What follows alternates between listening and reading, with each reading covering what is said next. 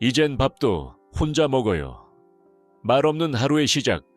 그날은 비가 부슬부슬 내리던 화요일 오후였습니다. 진료실 창밖에는 회색빛 하늘이 드리워졌고 조용한 대기실의 공기조차 한결 무겁게 느껴지던 때였죠. 그때 조심스럽게 문을 열고 들어오신 분이 바로 유 여사님이었습니다. 올해 81세, 단정한 회색 바지 정장 차림에 손에는 낡은 우산을 꼭 쥐고 계셨고 눈빛은 어딘가 멍하니 떠있는 듯 했습니다. 어서 오세요, 유 여사님. 요즘 어떠셨어요? 제 인사의 유 여사님은 짧게 고개를 끄덕이시고는 한참 동안 아무 말씀도 없으셨습니다. 그리고 조용히 입을 떼셨습니다. 밥도 혼자 먹고 말도 안 하고 요즘은 그냥 하루가 어떻게 가는지도 잘 모르겠어요. 그 한마디에 저는 가슴이 서늘해졌습니다. 그분이 말한 혼자 밥을 먹는다는 것은 단지 식사의 문제가 아니었습니다. 그건 삶의 고리 하나가 끊어졌다는 뜻이었고 말없이 흘러가는 하루는 그저 존재만 남은 하루라는 의미였습니다. 그분은 남편이 돌아가신 지 이제 2년째라고 하셨습니다. 둘이 함께 살던 아파트에 그대로 머물고 있지만 남편이 떠난 이후로는 집안의 시간이 멈춰버린 느낌이라고 하셨습니다. TV는 거의 켜지지 않고 식탁에는 늘 혼자 앉아 밥 한 공기를 마주하며 드시는 일상. 누군가에게는 당연한 하루가 그분에게는 말 한마디 없이 흘러가는 공허한 시간이었습니다. 전에는요, 아침에 남편이 신문 넘기는 소리, 커피 내리는 소리만 들어도 좋았어요. 요즘은 집안이 너무 조용해서 냉장고 돌아가는 소리만 들려요. 유 여사님의 목소리는 작았지만 말끝마다 깊은 외로움이 묻어났습니다.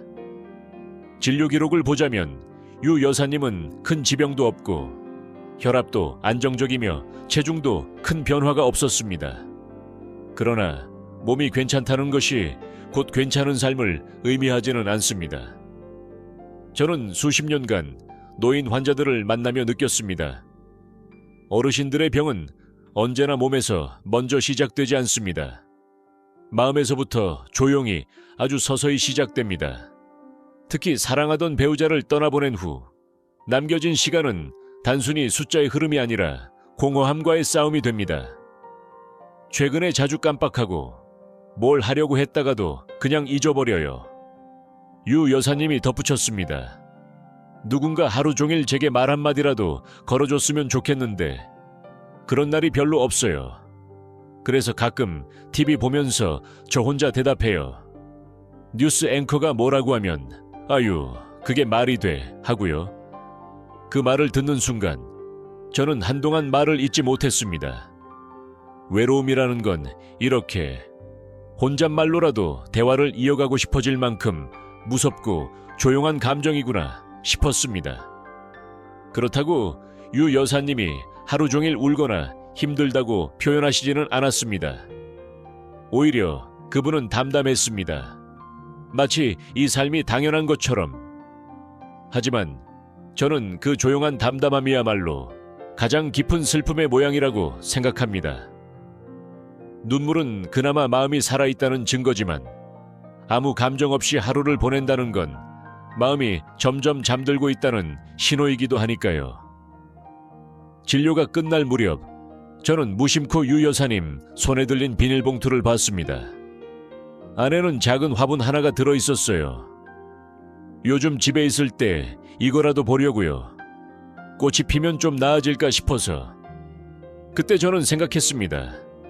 이 조용한 분이 다시 삶의 대화를 시작할 수 있는 문이 있다면 아마 그건 거창한 변화가 아니라 아주 사소한 무언가에서 시작될 거라고.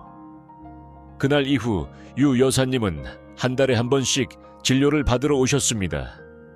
특별한 약을 드리는 것도 아니었고 검사 수치를 보는 것도 아니었습니다. 그저 서로 안부를 나누고 말을 건넬 누군가가 있다는 사실을 확인하는 시간이었습니다. 그리고 저는 그 시간이 유 여사님의 회복에 가장 큰 힘이 되고 있다는 걸 느꼈습니다. 이야기를 들려드리는 이유는 단순합니다. 혼자 남겨진 삶이 얼마나 조용하고 무거운지, 그리고 그 속에서 다시 마음의 불을 켜는 일이 얼마나 소중한지를 함께 나누고 싶어서입니다. 지금 이 영상을 보고 계신 어르신들 중에도 유 여사님처럼 오랫동안 말 한마디 없이 하루를 보내고 계신 분이 계실지도 모릅니다. 혼밥, 혼말, 혼잠. 익숙해졌지만 결코 괜찮은 건 아닌 그 삶. 하지만 저는 꼭 전하고 싶습니다. 그 익숙함에서 벗어나는 문은 아주 작고 사소한 곳에 있습니다. 그 시작은 나도 이 화분 한번 키워볼까? 오늘 날씨 참 좋네. 라는 혼잣말에서 이 꽃 예쁘죠? 라는 한마디에서 시작될 수 있습니다. 그리고 그 한마디는 어느 날 다시 세상과 이어지는 다리가 되어줄 겁니다. 노인의 우울은 눈물로 오지 않습니다. 말 없는 슬픔을 읽는 법. 오랜 시간 노인의학을 하다 보면 저는 자주 이런 질문을 받습니다. 어르신들도 우울증이 있어요. 그냥 나이 들면 기운 빠지는 거 아닌가요? 그리고 저는 항상 이렇게 대답합니다. 우울증은 나이와 상관없이 찾아옵니다. 하지만 노인의 우울은 젊은 사람들과는 다르게 찾아오고 전혀 다른 방식으로 표현됩니다. 대부분의 어르신들은 나 우울해요 라고 말씀하지 않습니다. 대신 이렇게 말하시죠. 요즘 입맛이 없어요. 그냥 기운이 없어요. 어디가 아픈 건 아닌데 아무것도 하기 싫어요. 제가 기억하는 분 중에 84세의 한 선생님이 계십니다. 아내를 5년 전에 먼저 보내셨고 아들 부부는 지방에 살아 한 년에 몇 번밖에 못 만난다고 하셨습니다. 키도 크고 말투도 똑 부러지던 분이었지만 어느 날부터인가 진료 예약을 계속 미루고 전화도 받지 않으셨습니다. 겨우 병원에 오셨을 땐 체중이 5kg 넘게 빠져 있었고 옷도 헐렁하게 걸쳐져 있었습니다. 요즘은 그냥 먹고 싶은 게 없어요. 그나마 국 한 숟갈 정도 떠요. TV도 귀찮고 사람 목소리도 싫고. 저는 그의 몸 상태보다 그 말투가 더 걱정스러웠습니다. 감정이 거의 실려있지 않은 메마른 톤의 말들이었죠. 이런 말 없는 증상들이 사실은 우울증의 전형적인 신호입니다. 젊은 세대는 우울할 때 눈물을 흘리고 불면증이나 불안을 표현하지만 어르신들의 우울은 기운 없음, 무기력함, 사회적 거리두기처럼 신체적 또는 생활 습관의 변화로 나타나는 경우가 많습니다. 특히 말수가 줄고 스스로 활동 방향을 좁히고 익숙했던 것들을 하나씩 내려놓는 행동들은 깊은 내면의 침체를 의미하는 경우가 많습니다. 또 다른 사례는 최 여사님입니다. 79세, 평생을 가족 돌보며 살아오신 분으로 남편은 2년 전 뇌출혈로 갑작스럽게 세상을 떠났고 자녀들은 모두 독립해 따로 살고 있었습니다. 그분은 처음 진료실에 오셨을 때 단지 관절이 아파요 라고 하셨습니다. 그러나 관절 검사는 정상이었고 이상하게도 약을 드셔도 통증 호소가 계속됐습니다. 그러다 어느 날 조심스럽게 이렇게 말씀하셨습니다. 그냥 누가 제 이름 한번 불러줬으면 좋겠어요. 하루 종일 아무 말도 안 하고 있으니까 나라는 사람이 사라진 것 같아요. 그 말을 들은 순간 저는 알았습니다. 이분이 느끼는 통증은 단지 무릎의 문제가 아니라 마음의 통증이라는 것을요. 실제로 많은 연구에서 노년기의 만성 통증은 우울과 연관이 깊다고 밝혀져 있습니다.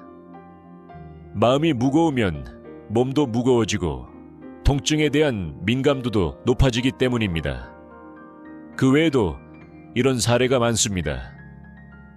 남편이 먼저 떠난 후 식탁을 4인용에서 1인용으로 바꾸신 박 여사님.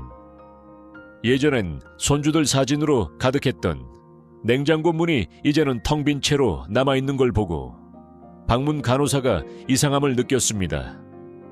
더 이상 음식도 잘 안 하시고 TV 채널은 늘 뉴스 하나에만 고정되어 있었죠. 말로 표현하지는 않지만 삶을 천천히 정리해가는 듯한 모습, 그 자체가 신호였습니다. 제가 이처럼 말 없는 슬픔을 유심히 관찰하게 된 데는 이유가 있습니다. 노인 우울증은 조기 발견이 어렵고 때론 자살로 이어질 수 있는 위험한 상태이기 때문입니다. 특히 혼자 사시는 분들, 배우자를 잃은 분들, 퇴직 후 역할이 사라졌다고 느끼시는 분들은 더욱 위험군에 속합니다. 더 큰 문제는 그분들 대부분이 스스로도 우울하다는 걸 인지하지 못한다는 것입니다. 단지 요즘 좀 기운이 없다, 내가 괜히 짜증이 많아졌다 정도로 여기며 넘기시죠. 그 사이 몸은 점점 약해지고 의욕은 줄어들고 병원도 사람도 피하게 됩니다. 그래서 저는 진료를 볼 때 항상 이 세 가지를 함께 살핍니다. 첫째, 최근에 식사량이나 수면 패턴의 변화가 있었는가? 둘째, 평소 즐기던 활동에 흥미를 잃었는가? 셋째, 사람을 만나거나 외출하는 횟수가 줄었는가? 이 질문에 모두 예라고 대답하는 분이 있다면 저는 꼭 정신건강평가를 함께 권해드립니다. 물론 모든 어르신이 병원 상담을 편하게 여기시는 건 아닙니다. 정신과, 나 미친 사람처럼 보여요 라고 민감하게 반응하시는 분들도 계시죠. 그래서 저는 가급적 자연스럽고 존중하는 방식으로 접근합니다. 요즘 잠은 어떠세요? 혹시 식사하실 때 외로움을 많이 느끼시진 않나요? 마지막으로 친구와 통화하신 게 언제예요? 이렇게 가볍게 시작된 대화 속에서 마음의 문이 열리는 순간이 옵니다. 그리고 그 순간이야말로 진짜 치료가 시작되는 순간입니다. 유 여사님도 처음에는 그저 밥맛이 없어요, 잠이 안 와요 정도로만 이야기하셨습니다. 하지만 몇 번의 진료를 거쳐 점점 감정을 표현하시기 시작했습니다. 예전엔 밥하다 말고 남편 이름을 부르곤 했어요. 지금은 그 소리조차 사라졌죠. 저는 그 말 한마디에 얼마나 오랜 시간 그분이 말을 삼켜왔는지 느낄 수 있었습니다. 그리고 저는 그분에게 제안했습니다. 말로 표현하기 어렵다면 글이나 그림으로 표현해보시는 건 어떨까요? 그 다음 달 유 여사님은 작은 노트를 들고 오셨습니다. 그 안에는 단어 몇 개, 그리고 그 아래 조그맣게 그려진 화분이 있었습니다. 얘가요, 제가 키우는 선인장인데요. 꽃이 피었어요. 저도 좀 활짝 피고 싶네요. 그 말에 저는 조용히 웃었습니다. 슬픔은 줄어드는 것이 아니라 다른 모양으로 흘러나올 수 있게 도와주는 것. 그게 어르신 우울 치료의 핵심입니다. 노인의 우울은 눈물이 아닙니다. 자주 가던 가게에 더 이상 가지 않게 된 것, 전화가 와도 받지 않게 된 것, 예쁘다던 옷을 그냥 옷장에 넣어두게 된 것. 그런 아주 사소한 일상에서 우리는 삶에 대한 애착이 천천히 사라지고 있다는 신호를 읽을 수 있습니다. 그리고 그것을 가장 먼저 알아차릴 수 있는 사람은 바로 가족, 친구, 이웃, 그리고 주치의입니다. 다음 이야기에서는 그렇게 조용히 닫혀있던 마음이 어떻게 다시 열리기 시작했는지, 그리고 그 변화가 삶을 어떻게 회복시켰는지에 대해 들려드리겠습니다. 그 시작은 거창한 변화가 아니라 아주 사소한 무엇이었습니다. 그리고 그것은 지금 이 글을 보고 계신 여러분도 충분히 따라하실 수 있는 작은 행동이 될 것입니다. 조용한 변화는 작은 행동에서 시작됩니다. 마음의 문을 여는 순간 유 여사님이 진료실에 다시 찾아오신 것은 봄비가 잦아들던 4월의 어느 날이었습니다. 전과 다름없이 조용히 문을 열고 들어오셨지만 그날 그녀의 표정엔 뭔가 아주 미묘한 변화가 있었습니다. 저는 그걸 한눈에 알아차릴 수 있었습니다. 그것은 마치 오래 닫혀있던 창문이 아주 조금 열려 햇살이 한 줄기 스며드는 듯한 느낌이었습니다. 요즘은 선인장이 좀 자랐어요. 유 여사님이 가방에서 작은 노트를 꺼내며 말씀하셨습니다. 노트 속에는 조심스레 그려진 그림 한 장이 있었고 그 옆엔 짧은 문장이 쓰여 있었습니다. 꽃이 필 줄 몰랐어요. 나도 좀 활짝 피우고 싶네요.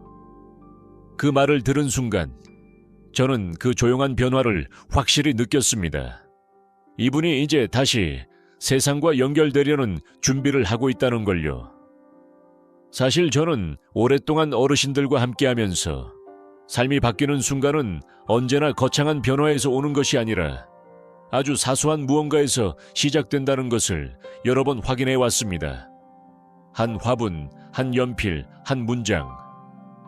그것들이 쌓여 마음을 흔들고 닫힌 문을 조금씩 열게 합니다. 예전에 진료했던 80세의 한 어르신은 아내가 돌아가신 뒤로 하루 종일 창밖만 바라보며 지내셨습니다.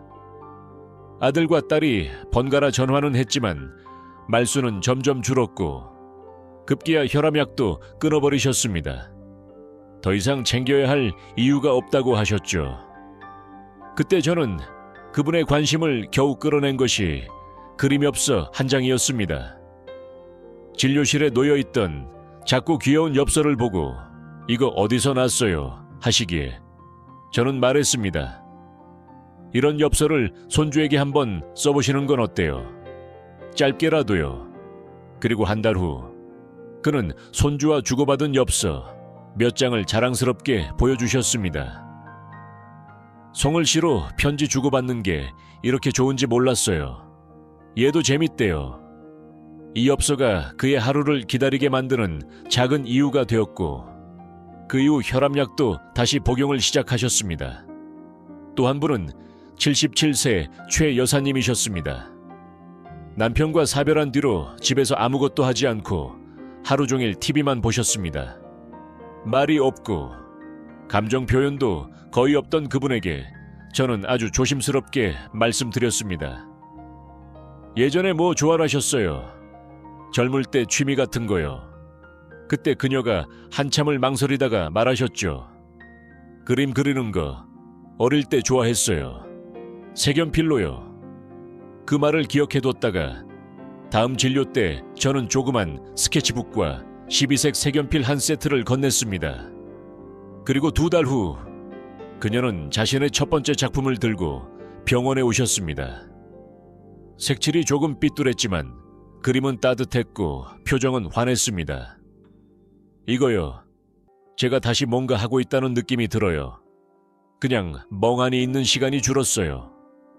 이처럼 사람은 단 한 번의 미소, 단 한 줄의 그림, 단 한 송이의 꽃을 통해서도 다시 살아갈 이유를 만들 수 있습니다. 삶의 의욕은 거대한 목표에서 나오는 것이 아니라 내일 아침 일어나서 무언가 작은 일을 해볼 수 있다는 기대감에서 시작됩니다. 그리고 그 기대감이 모여 하루의 구조를 다시 짜고 마음의 공간을 환하게 밝힙니다. 유 여사님의 경우에도 마찬가지였습니다. 처음에는 단지 식물을 키우는 것이었지만 나중엔 그 식물에 물 주는 시간에 맞춰 하루를 정리하셨고 화분 옆에 메모를 남기시기 시작했고 그러다 손녀에게 화분 사진을 보내게 되었고 결국 손녀와 영상통화도 하게 되셨습니다. 그 아이가 그러더라고요. 할머니 화분 너무 예쁘다고. 다음에 같이 분갈이 해요 라고요. 유 여사님의 눈빛은 예전보다 훨씬 밝아졌고 무엇보다 다시 누군가와 연결되어 있다는 사실이 그녀를 조금씩 살아나게 만들었습니다. 제가 말씀드리고 싶은 건 이것입니다. 외로움에서 빠져나오는 문은 결코 멀리 있지 않습니다. 그것은 당신이 지금 바라보는 창문에도, 식탁 위 작은 물건 하나에도, 그리고 당신 손끝에 있는 펜 하나에도 있을 수 있습니다. 우리가 필요한 건 용기가 아닙니다. 단지 한번 해볼까 하는 아주 작은 시도 하나입니다. 그리고 그 시도가 반복될 수 있도록 옆에서 함께 걸어주는 사람이 있다면 그것은 더할 나위 없이 큰 힘이 됩니다. 가족, 이웃, 복지사, 주치의 누가 되었든 당신의 그 작은 시작을 응원해주는 존재가 있다는 것. 그것만으로도 우리는 다시 마음을 열 수 있고 다시 살아갈 수 있습니다. 유 여사님이 화분을 돌보며 하루의 구조를 조금씩 되찾아갈 무렵 저는 조심스럽게 또 다른 제안을 드렸습니다. 여기 근처 복지관에 화분 나눔 모임이 있어요. 매주 수요일 오전에요. 다 같이 모여서 작은 식물도 심고 차도 한 잔 마시고요. 혹시 관심 있으세요? 유 여사님은 처음엔 고개를 저으셨습니다. 거긴 친구들끼리 이미 다 친하고 난 말이 별로 없어서 저는 무리해서 권하지 않았습니다. 하지만 일주일 후 유 여사님은 작은 모자와 손가방을 들고 진료실에 들어오시며 말하셨습니다. 그 모임 가봤어요. 생각보다 괜찮더라고요. 어떤 분은 고양이 사진만 보여주시고 어떤 분은 꽃 이름을 다 외우고 계시더라고요. 웃음이 많았어요. 이 말을 듣고 저는 조용히 미소 지었습니다. 그 한 걸음이 얼마나 큰 변화의 시작인지를 저는 너무나도 잘 알고 있었기 때문입니다. 어르신들 중 많은 분들이 나는 혼자서도 괜찮다. 이 나이에 뭘 더 하겠어 라고 말씀하시지만 실제로는 작은 연결의 기회를 애타게 기다리고 계신 분들이 훨씬 많습니다. 단지 그 첫 걸음을 떼기가 어려운 것뿐이죠. 그 이후 유 여사님은 그 모임에 거의 매주 나가셨고 어느 날엔 화분에 직접 만든 명찰을 달아오시기도 했습니다. 이름을 붙여주니까 애정이 더 생기더라고요. 초록이라고 불러요. 그리고 어느 날 그녀는 제게 이렇게 말씀하셨습니다. 요즘은요, 진짜 누가 나를 부르는 느낌이 들어요. 그냥 아침에 일어나서 해야 할 일이 있다는 게 기뻐요. 이처럼 삶의 연결은 아주 단순한 일상 속에서 다시 시작됩니다. 함께 식물 하나를 심고 따뜻한 차를 마시며 대화를 나누고 누군가의 안부를 묻고 또 내 안부를 전하는 것. 그것이 우리를 다시 세상과 이어주는 실입니다. 저는 또 다른 환자인 이 선생님 이야기를 떠올립니다. 82세, 은퇴한 교사였던 그는 아내를 잃은 뒤 거의 외출을 하지 않고 지내셨습니다. 하루 대부분을 소파에 앉아 뉴스만 보며 보내셨고 더 이상 사회에 내가 할 수 있는 일이 없다고 말씀하셨죠. 그때 저는 그분께 제안했습니다. 근처 도서관에서 초등학생에게 책 읽어주는 어르신 봉사 프로그램이 있는데 한번 생각해 보시겠어요? 처음엔 손사래를 치셨지만 결국 한 번만 가보겠다고 하셨고 몇 달이 지난 지금은 주 2회 도서관에 이 선생님으로 불리고 계십니다. 아이들이 제 이름을 부르면서 다가와요. 처음엔 그게 낯설었는데 지금은 그 소리 때문에 아침에 눈이 일찍 떠져요. 내가 누군가에게 의미 있는 존재라는 걸 다시 느끼게 해줘요. 이 말씀은 제가 수십 년 의사로 살며 들은 말 중 가장 울림이 컸던 문장 중 하나입니다. 노년의 외로움은 단지 혼자 있는 것에서 오는 것이 아니라 누구에게도 필요하지 않은 느낌에서 옵니다. 그리고 그 필요함을 다시 느낄 수 있도록 돕는 것이 우리가 할 수 있는 최고의 치유입니다.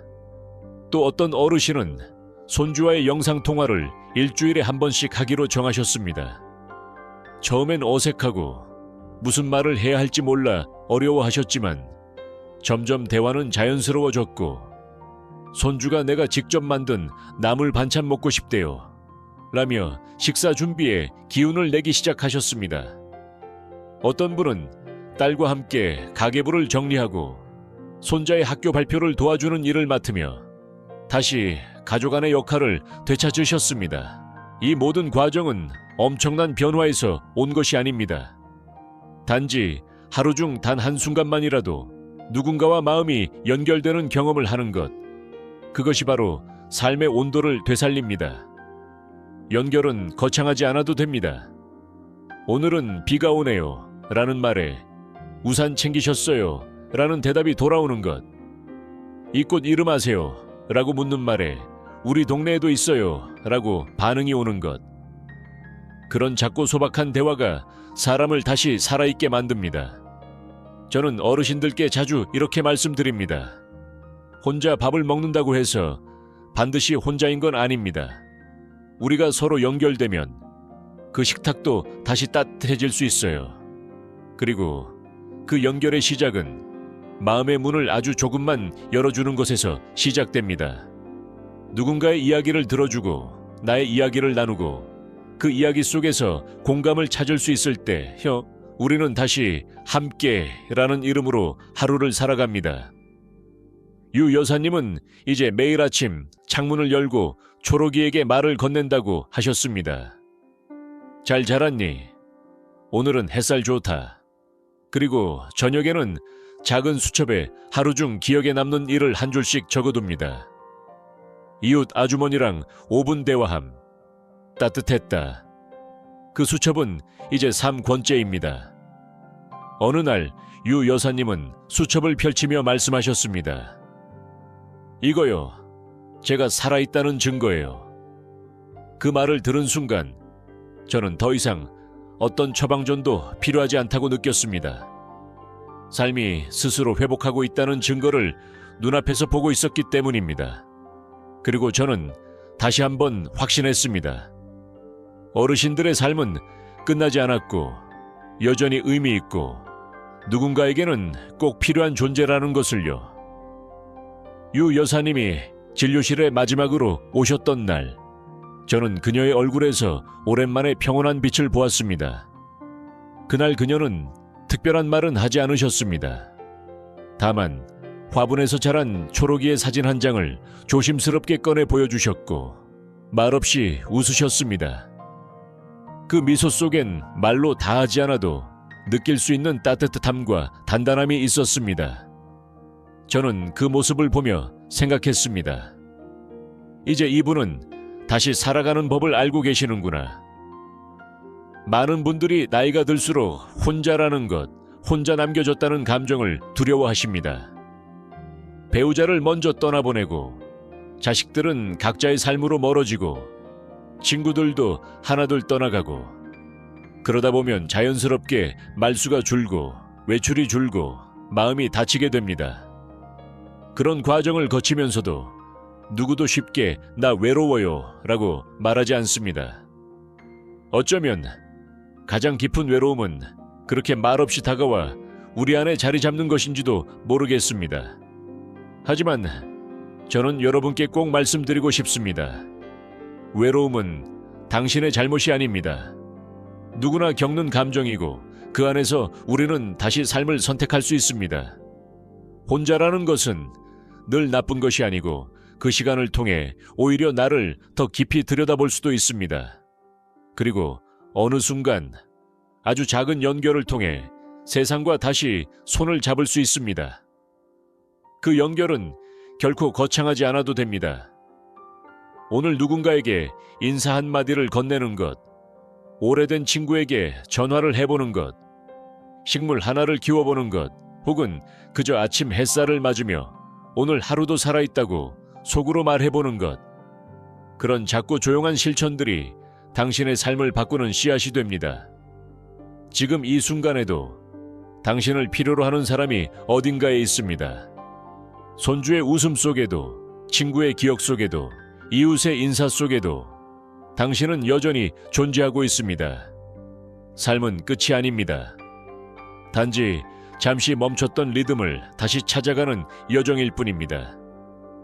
저는 89, 새 노이사로서 수많은 어르신들과의 이야기를 듣고 함께 울고 웃고 살아온 세월을 나눴습니다.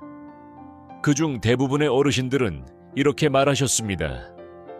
나 혼자라는 느낌이 제일 힘들었어요. 그러나 동시에 그분들이 공통적으로 말씀하신 게 또 하나 있었습니다. 그런데 나 아직 괜찮더라고요. 누가 내 이름 불러주고 내 이야기를 들어주는 것만으로도 다시 사라질 수 있더라고요. 그래서 저는 오늘 이 영상을 통해 조용히 전하고 싶습니다. 당신은 여전히 삶의 중심에 있습니다. 지금도 늦지 않았습니다. 오늘부터 아주 작은 것 하나부터 다시 시작해보세요. 마지막으로 유 여사님의 수첩 속 한 문장을 여러분께 읽어드리고 싶습니다. 꽃이 다시 피는 걸 보며 나도 다시 피어날 수 있다는 걸 느꼈습니다. 그 문장이 저에게 큰 울림을 줬던 것처럼 지금 이 글을 보고 계신 당신의 마음에도 따뜻한 바람이 스치길 바랍니다. 당신의 이름은 아직도 아름답습니다. 당신의 하루는 아직 끝나지 않았습니다. 그리고 당신의 삶은 여전히 충분히 살아볼 가치가 있습니다. 고맙습니다. 그리고 오늘도 당신을 응원합니다.